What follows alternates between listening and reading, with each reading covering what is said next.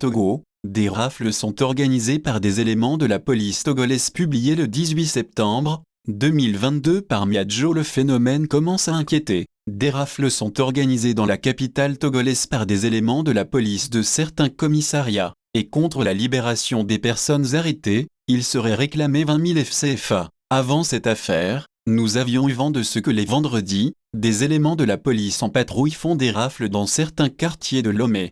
Il y a quelques semaines, c'était la direction centrale de la police judiciaire, DCPJ, dont les éléments ont débarqué parmi les filles de nuit sur le terrain du bas-fond, en face du collège Saint-Joseph. Selon les informations que nous avions recueillies auprès d'une des filles, elles avaient été arrêtées un vendredi soir, et toutes celles qui désiraient recouvrer la liberté devraient s'acquitter d'une somme de 10 000 FCFA. Ce n'était que 3 jours plus tard, soit le lundi qui a suivi, qu'elle a pu se faire envoyer la somme, payer et retourner chez elle, sans aucun reçu pouvant attester que l'argent perçu prendra une direction citoyenne. Est-ce à dire qu'elle ne sortira plus pour s'adonner au plus vieux métier du monde? Nous avons encore reçu des informations selon lesquelles des citoyens ont été arrêtés dans les environs du quartier Atikoumé, et tous ceux qui ne détenaient pas de pièces d'identité ont été conduits au poste de police. C'était vendredi 26 août 2022 aux environs de 20 h. Mais pire que ce qui a été exigé des prostituées, les éléments qui ont procédé aux arrestations exigeraient de chaque personne la somme de 20 000 FCFA avant libération,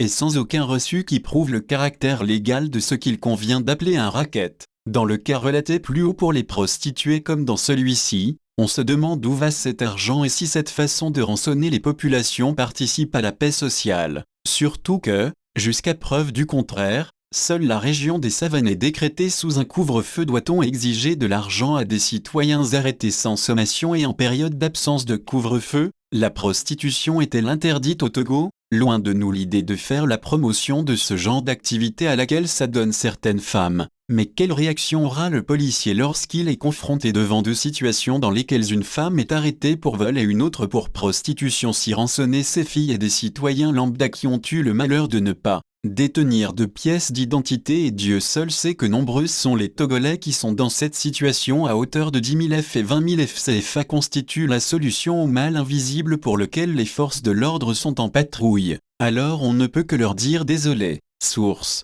Liberté.